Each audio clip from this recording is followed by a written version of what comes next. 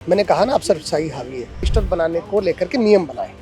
अब roster register क्या है? रोस्टर बोर्ड आयोग के जो 2 लोग पकड़े गए वो मार्कशीट का घोटाला रहा और वो जब से परीक्षा पत्र इनकी सरकार में, बीजेपी की सरकार में एक तरीके से बाहर आ गया।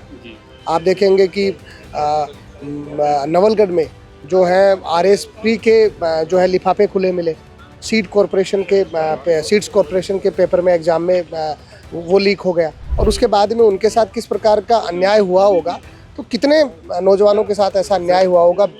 मेरे साथ है शाहपुरा से एमएलए मनीष यादव, जिन्होंने आज सदन में रोस्टर रजिस्टर को लेकर अपनी बात रखी है। सर, पूरा क्या है पूरा मामला? देखिए, जो प्रदेश में जो सरकारी नौकरियों में जो युवाओं को, वंचित वर्गों को जो रोस्टर रजिस्टर के विसंगति की वजह से जो नुकसान हो रहा है, उसको लेकर के मैंने विषय उठाया। देखो, संविधान निर्माताओं ने जो वंचित वर्ग है, ओबीसी, एससी, एसटी, इनके लिए जो अनुच्छेद 16(4) में प्रावधान किया कि भाई इनको सरकारी नौकरियों में, शिक्षण संस्थानों में उचित आरक्षण की व्यवस्था हो। इसको लेकर के 1997 में सुप्रीम कोर्ट का एक आर.के. सब्रवाल जजमेंट आया। उसके आधार पर भारत सरकार के डीओपीटी मंत्रालय ने जुलाई 1997 को रोस्टर रजिस्टर बनाने को लेकर के नियम बनाए।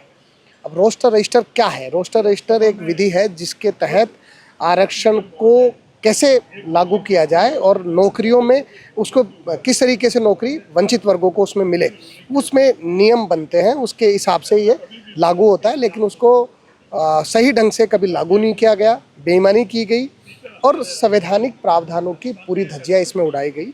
रोस्टर रजिस्टर में इसकी वजह से एससी, एसटी, ओबीसी, एमबीसी और ईडब्ल्यूएस वर्गों के जो बेरोजगार युवा हैं, उनके आरक्षण के अनुसार जो उनको प्रतिनिधित्व मिलना चाहिए था, वो इसकी वजह से नहीं मिल पाया। और आज 28 वर्ष हो गए इस 97 के बाद, तब से लेकर के आज तक प्रदेश में अधिकतर विभाग ऐसे हैं जिनमें रोस्टर रजिस्टर ही नहीं है, बना ही नहीं है। सिर्फ 28 वर्ष हो गए। राजस्थान में सरकारें भी बदली है। पूर्वी सरकार भी कांग्रेस की थी, उससे पहले बीजेपी सरकार थी। सरकारें आती रही, जाती रही, लेकिन इस पर काम क्यों नहीं हुआ?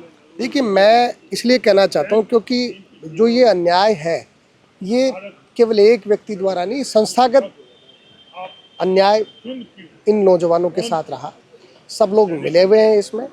वो चाहते नहीं कि वंचित वर्गों को उनका उचित प्रतिनिधित्व है वो मिलना चाहिए। उसका एग्जाम्पल मैं आपको बताना चाहता हूँ कि पिछले 2 वर्ष की जो भर्तियाँ अगर आप देखोगे तो 10,000 जो एलडीसी की भर्ती है, ओबीसी को 21% आरक्षण होना चाहिए उसमें, लेकिन रोस्टर रजिस्टर सही नहीं होने की वजह से 15% आरक्षण ही उनको मिल रहा है, जिसकी वजह से 475 पद ओबीसी वर्ग के ख़त्म कर दिए गए। वो है ही नहीं।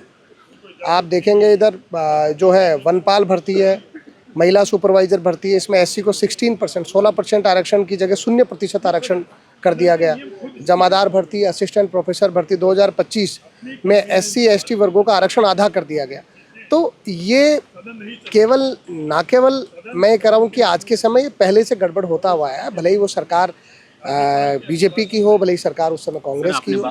सर, आपने भर्तियों की बात करी। राजस्थान में इतनी भर्तियां हुई है, लेकिन युवा अभी भी सड़कों पर है, धरने दे रहे हैं पेपर लीक को लेकर, जिसमें फर्जीवाड़ा जिस तरह चल रहा है। अब उनकी उम्मीदें टूटती जा रही है। सरकार बड़ा एक्शन क्यों नहीं ले पा रही? देखिए, मैं वही कहना चाहता हूँ, आज जो कर्मचारी चयन बोर्ड आयोग के जो 2 लोग पकड़े गए, वो मार्कशीट का घोटाला रहा और वो जब से हैं 12 वर्षों से लगभग वो वहाँ पर काम कर रहे हैं।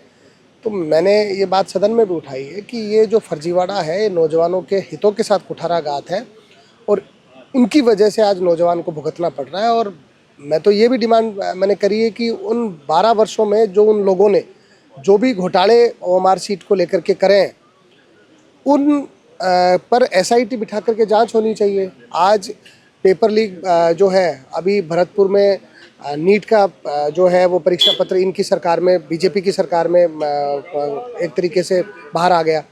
आप देखेंगे कि नवलगढ़ में जो है आरएस-प्री के जो है लिफाफे खुले मिले। सीड्स कॉरपोरेशन के पेपर में एग्जाम में वो लीक हो गया।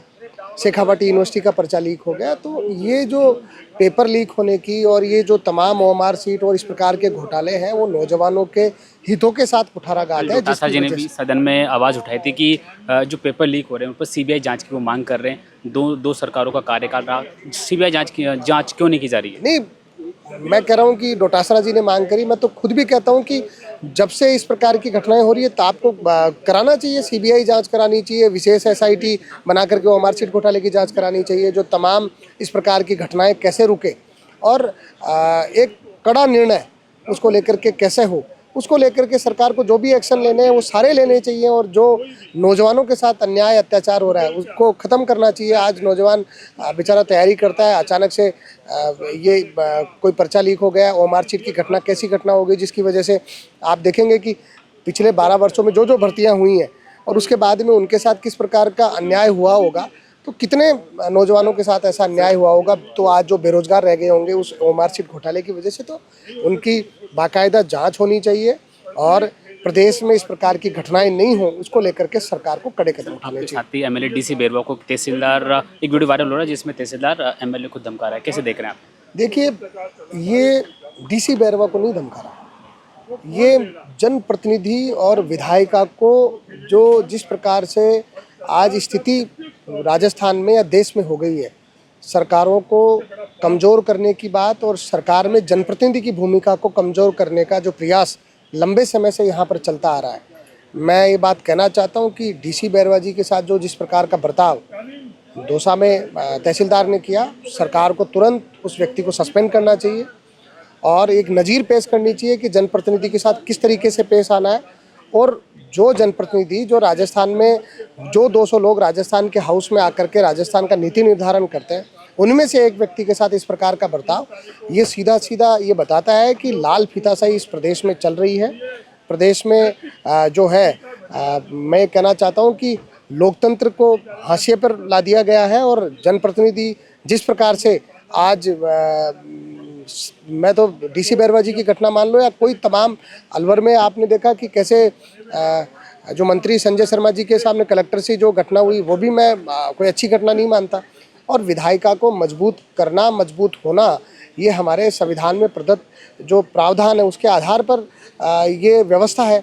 तो ये सीधा सीधा ये मेरा मानना है कि इसको लेकर के तमाम सरकारों को भी समझना चाहिए कि जनप्रतिनिधि की अगर भूमिका स्पष्ट और जनप्रतिनिधि का जो उसका जिस तरीके से जो हमारे संविधान में व्यवस्था है उसके आधार पर जनप्रतिनिधि की भूमिका न केवल सुदृढ़ होनी चाहिए, बल्कि ये विधायिका और जो इस प्रकार की व्यवस्था है उसको लेकर के एक प्रश्न चिन्ह आज के समय में पैदा हो गया है कि कैसे इसको लेकर के धीरे धीरे जो स्थितियां अन्य प्रदेशों में, राजस्थान में या देश की सरकार में, आज आप देखोगे कैसे वन मैन शो है।